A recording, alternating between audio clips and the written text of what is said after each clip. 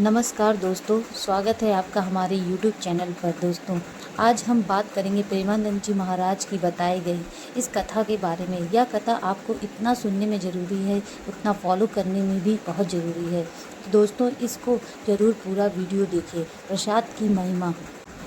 भक्त अंगद जी की कहानी।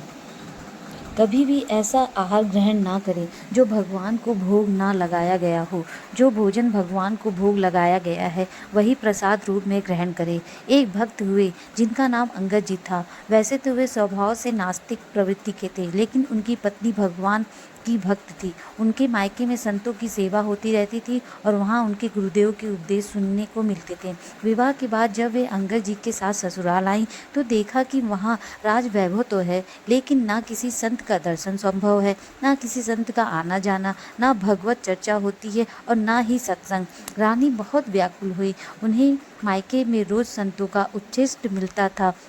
सद्गुरु देव भगवान के दर्शन होते रहते थे, लेकिन यहाँ भक्ति का कोई भी वातावरण नहीं था। हालांकि अंगद जी की एक विशेषता थी। वे अपनी पत्नी को भगवत भक्त मानकर बहुत श्रद्धा करते थे और उनकी भक्ति मार्ग में कोई विरोध नहीं करते थे, लेकिन स्वयं ना तो भक्ति का आचरण करते थे, ना संत महात्माओं के प्रति कोई श्रद्धा रखते थे और ना ही भगवान की आराधना करते थे। काफ़ी दिनों तक संतों के दर्शन न होने के कारण रानी अत्यंत व्याकुल हो गई। उन्होंने अपने मायके पत्र लिखकर प्रार्थना की, सद्गुरु देव भगवान से निवेदन करें कि कृपा करके एक बार यहाँ पधारें और दर्शन दें, क्योंकि मैं यहाँ से बाहर नहीं जा सकती और मेरे पति संतों के प्रति श्रद्धावान नहीं है। जब मायके के परिवार ने गुरुदेव से प्रार्थना की तो वे करुणामय होने के कारण आने के लिए सहमत हो गए। गुरुदेव के आगमन से रानी अत्यंत हर्षित हो गई। उन्होंने चरणामृत ग्रहण किया, आरती उतारी, भोग अर्पित किया और गुरुदेव को आसन पर विराजमान किया। फिर वे धीरे धीरे उनके चरण दबाने लगी। इतने में अंगद जी वहां आ गए और अपनी रानी को किसी संत के चरण पकड़े हुए देखा। यह दृश्य देखकर वे क्रोधित हो गए और संत भगवान से बिगड़ने लगे। रानी के तो होश उड़ गए। इतना प्रार्थना के बाद गुरुदेव स्वयं पधारे थे और अब उनके पति ही उनका अपमान कर रहे थे, लेकिन गुरुदेव ने रानी की ओर देखकर शांत रहने का संकेत दिया। फिर उठे और वहां से चले गए। रानी की प्रतिज्ञा और अंगद जी का परिवर्तन। रानी ने दृढ़ संकल्प लेते हुए कहा, अब मैं अपना जीवन नहीं रखूंगी। जब मेरे गुरुदेव भगवान का अपमान हो गया तो ना मैं तुम्हारे स्पर्श करूंगी, ना तुमसे कोई वार्तालाप करूंगी, ना ही तुम्हारे घर का अन्न जल ग्रहण करूंगी। मैं अपने शरीर को नष्ट कर दूंगी, क्योंकि मेरे ही बुलाने पर मेरे गुरुदेव का अपमान हुआ है। अंगद जी ने अपनी पत्नी का अत्यंत आसक्त थे। उनकी यह प्रतिज्ञा सुनकर उनका हृदय व्याकुल हो उठा। उन्होंने भी अन्न जल का त्याग कर दिया। जब कई दिन बीत गए तो वे अपनी पत्नी के चरण पकड़कर बोले, तुम जानती हो कि मैं तुम्हारे बिना जी नहीं सकता। कृपया मुझे बताओ कि तुम्हें कैसे प्रसन्न कर सकता हूँ।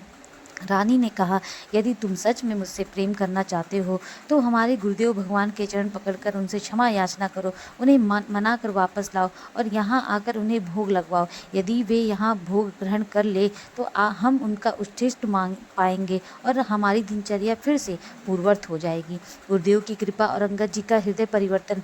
अंगद जी भक्ति भाव से नहीं बल्कि अपनी पत्नी के प्रति आसक्ति के कारण वे उनके गुरुदेव के पास गए। उन्होंने चरण पकड़कर क्षमा मांगी। संतों का स्वभाव ही करुणामय होता है। कितनी भी बार कोई उनका अपमान करे, लेकिन जब कोई सच्चे हृदय से दंडवत करता है तो वे सहज ही कृपा कर देते हैं। गुरुदेव उनके साथ जाने के लिए मान गए। दोनों ने मिलकर उनके चरण धोए, भोग लगाया और फिर चरणामृत ग्रहण किया। हालांकि अंगद जी यह सब भक्ति से नहीं बल्कि अपनी पत्नी को प्रसन्न करने के लिए कर रहे थे, लेकिन जैसे ही गुरुदेव का चरणामृत ग्रहण किया उनके हृदय में पश्चाताप होने लगा। वे सोचने लगे, मैं कितना नास्तिक रहा, संतों के प्रति कितना दुर्भावना रखता था, और देखो ये संत कितने कृपालु हैं। अब उनकी बुद्धि जो पहले विपरीत चिंतन करती थी अनुकूल चिंतन करने लगी। उन्होंने अपनी पत्नी से कहा, हमारा अब तक का जीवन व्यर्थ गया। कृपया मुझे बताओ कि भक्ति कैसे करनी चाहिए।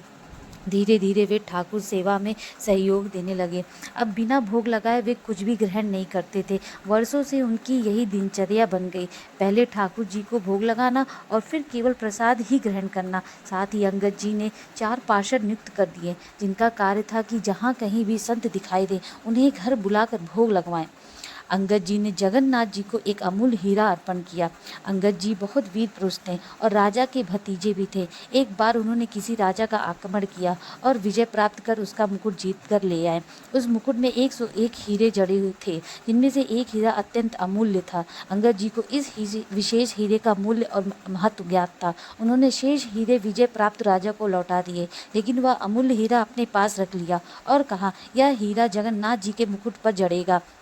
राजा के कुछ मंत्री और विषयी स्वभाव के दरबारियों ने राजा को उकसाया, उस हीरे की कीमत आपके पूरे खजाने से भी अधिक है, आपको इसे हर हाल में वापस लेना चाहिए। राजा ने विनम्रता से अंगद जी से आग्रह की, कृपया वह हीरा हमें दे दीजिए। लेकिन अंगद जी अड़िग रहे, नहीं, यह हीरा हमने जगन्नाथ जी को अर्पित कर दिया है। राजा ने रचा अंगद जी के विरुद्ध षड्यंत्र। मनुष्य की बुद्धि बदलने में देर नहीं लगती। राजा की बुद्धि में भी विकार आ गया और उसने ठान लिया कि अंगद जी को मार दिया जाएगा, लेकिन क्योंकि वे चाचा थे, उन्हें सीधा मारना उचित नहीं लगता था, वरना राज दरबार में निंदा होगी। राजा ने यह एक षड्यंत्र रचा। उसने अंगद जी की बहन को राजमहल की रसोई तैयार करती थी को अपने पक्ष में करने का प्रयास किया। राज परिवार में भोजन अत्यंत विश्वसनीय लोगों द्वारा ही बनाया जाता था और अंगद जी की बहन इसी कार्य में लगी हुई थी। राजा ने उसे लालच देते हुए कहा, तुम जितना धन चाहोगी उतना दूंगा, बस तुम अंगद जी के भोजन में विष मिला दो।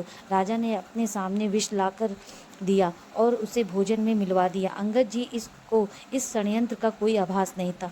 जैसा कि उनका नियम था, उन्होंने भोजन को पहले ठाकुर जी को अर्पित किया, भोग लगाया और फिर भोजन करने बैठ गए। प्रसाद की महिमा, अंगद जी पर विष का प्रभाव विफल। अंगद जी की बहन बेटी जो प्रतिदिन उनके साथ बैठकर भोजन करती थी, अचानक घर से गायब कर दी गई थी। अंगद जी ने पूछा, बिटिया कहाँ है, उसे बुलाओ। बहन ने झूठ कहा, वह खेलने चली गई है। अंगद जी ने दृढ़ता से कहा, नहीं, जब तक वह नहीं आएगी तब तक मैं भोजन नहीं करूँगा। उनके इन शब्दों का गहरा प्रभाव उनकी बहन पर पड़ा।